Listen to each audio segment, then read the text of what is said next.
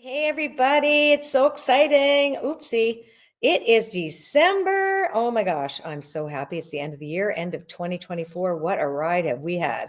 So I'm doing the Universal Energy Report. It's kind of like a weather report. It's both prediction and prescription for the month of December. So let's take a look at the energies that are like the umbrella over us. What's possible? Like what are the kind of things that are going to be influencing us, whether we are aware of them or not? We're going to be now.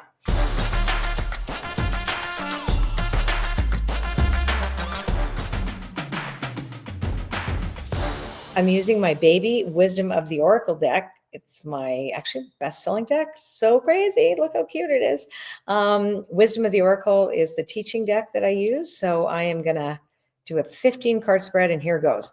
The first card, which is the anchor card, which is Unfinished Symphony, and it's in the protection position, and it's flanked by Serendipity, also in protection, and Loyal Heart, that is right side up.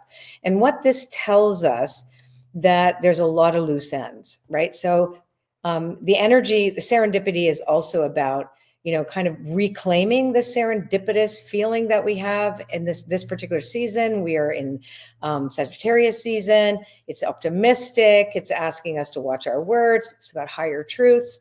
It really is an expansive time. It's ruled by Jupiter. So we have a lot of really great energy with that. But it's also saying to us that there's some loose ends, and that's around our judgment. So where are we judging unfairly, or where do we just not know what we're judging? So it's about calling us back from harsh judgment of ourselves and others and getting into this much more of a forgiving quality. And also realizing that we don't have to redo things either. So it's like sewing things up and also recognizing that not all things can be put closure. Like closure doesn't always come just because we say we want it. So this is an interesting thing. I wasn't actually expecting this. I was expecting something else. It's really funny. Like I have an idea of what the energy is going to be, and then it's not. So the Loyal Heart card is my favorite card in this energetic report because it's telling us we need to be loyal to ourselves, be sovereign in the way we think. One of the best things that have happened, of course, is of late, finally, we're in the Aquarian age, and the Aquarian age is Pluto moving into Aquarius, which is more about inclusivity. It is about groups. It's the we before the me. It's how we serve the highest good for all. And it's bringing it to the people. But it is also about innovation and thinking for yourself. Very, very important. Liberated mind. So this particular December, this particular month is reminding us that we need to see things differently, not think like group think. We have to make up our own minds about things right now. Now, I love the serendipity card because it is saying, hey, it's like it's been rough. It's saying that I'm coming into December where usually it's like happy, joyous, free, different holidays, so many different cultural holidays happen. How are we supposed to feel? And this is saying, you know what? It's admitting that it's been a difficult time and not trying to bypass that. But we have space for both and, right? We do. We have space for both and. So let's see where we're naturally headed. The next three cards, which are time for a nap. Slow down. Oh, this is really funny. So we have the Mercury retrograde. We also have Mars retrograde, right? So we do have some retrograding happening. So although there is the potential for celebration, people are exhausted. So, and the milk and honey is right beside it. So it's like, be playful. This is a time for us to naturally choose our playfulness. It's like both and recognizing, you know what, there's some serious chaos happening external. Can I make my peace internally? Can I start thinking for myself? And as a result of that, can I let go some of my limitations that are imposed upon me by society or the things that I've learned or what I'm hearing, and really kind of really go deep. The deep knowing card is there too. It's saying, hey, we can know what is true for us, and then wear the world loosely around our shoulders, which is what the milk and honey card represents too, is being playful. Be as little children again. Get curious. So December is like, what could happen? Like, what's possible for us as we close out 2024 and enter into 2025, right? Like, what are we bringing with us? What do we want to let go of? But like, let's come at it with a sense of curiosity and the trust that there can be some expansion and innovation and new things, and a sense of rebirth, right? It really is. There's a sense of rebirth that's on the undercurrent of those cards. So what are the obstacles? In other words, what's helping us over the obstacles, right? So the first card is inflexibility. So that's a big obstacle, right? Being rigid about your way being the only way. So we want to turn that frown upside down.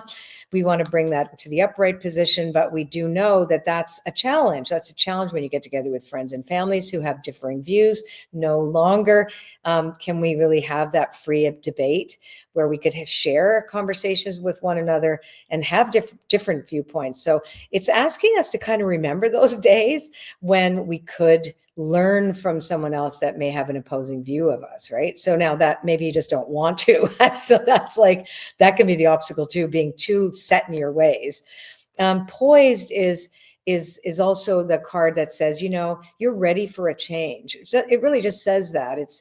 So that helps us over the obstacle of inflexibility, right? So we're saying, okay, you know what, I'm ready to make that change.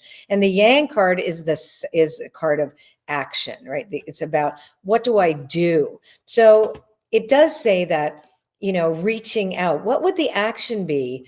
Well, the action would be, let me be teachable. Like maybe I could learn something. Maybe I could listen. And maybe I could step in to this month with more love. And with that idea of what could bring us together. We know what's been bringing us apart, but what could that be? Even if we think it's impossible, it's never impossible, ever. We are connected at such a deep level. Now let's take a look at the 3 cards that tell us how Spirit's working in our benefit without us being aware of it. So these are Spirit working on our behalf. And then I'm going to talk about what's the hidden agenda. So what's very interesting is Spirit, or the universe, the conscious universe, we are calling for healing. Like at the core, everybody, even though there's a lot of friction, war, there's all kinds of reasons for us to look at the outer world, go like this, where it's hopeless, but it's not at all. Because this is saying, these are the old stories. These are the old paradigms. These are the sense that, we are seeing what we don't want. And there's a real change in the wind. That's the card, is a change in the wind. There's that sense of, okay, I get it. There's something coming, but I want to participate in that. That means the way I've been doing things, the never-ending story, that it keeps on driving us, that sense of like that, I'm going to retread over all the wrongs that were done and all the things. It's saying no. In order for us to have new life, we won't know what it's like because we don't know it yet. So the new life in the protection position, it really is saying it's okay for the unknown to be unknown. But if we do what we did, we're going to get what we got. And so we have to try something different, something that we've never known before. And I think that that's the exciting part of closing out this year, is to be open to that, right? It's about openness and really seeing what could possibly be there. Now let's take a look at what's going on that we can't see. Peace. Isn't that interesting? So peace is the core card. Isn't that interesting that peace is at the core of everything right now? That even though it doesn't look like it, we're heading towards that. We're heading towards really choosing that, like really genuinely choosing that. And oftentimes that comes because something, huge happens that brings us all together. And maybe that's already happened. Maybe that's still yet to happen, but this is the direction we're heading in. But we're between worlds, so we're not really there yet. But we are in the process of. And it is a reminder too, the chop wood card. It's like, are we there yet? The kid says in the car, well, we're not there yet. And we just have to do things, the small things, those tiny little things, like brush your teeth and feed the kids and go for a walk and stay in the 24-hour compartment that we've been gifted with every day when we wake up and we are breathing and we have a new day to step into, and a new way of doing things, maybe with a little bit more love and a little dose of celebration. Because personally, I like where we're heading, even though it might seem like we're on a big ass detour. I trust spirit and I am optimistic. What can I tell you? Anyway, bless you all. Bless, bless, bless. Bless December. We love December. And all you Sagittarius is out there, Sagittarians, what a great season you have. And it does. Oh, and one thing else too, because the nap card was there about us having to slow down, be careful also a little bit about overindulging, and watch your words, because Sages tend to just spit out what's true for them in the moment. And when you've done a little bit too much imbibing, you could be saying things you might want to take back a little bit. So again, another good thing to think about is how we could watch our words and ask ourselves, is this an important thing to share? Remember that rigid thing? Or could we be more how would I put this? Self-loving, actually. If we love ourselves and others, if we could be kinder to ourselves and others, and kindness should be the thing that leads us this month too. There won't be any need for us to worry about putting our foot in the mouth. Maybe we'll just do it in a funny way and people will just laugh. Let's hope that we're not doing any harm. Okay. Love you. Bye.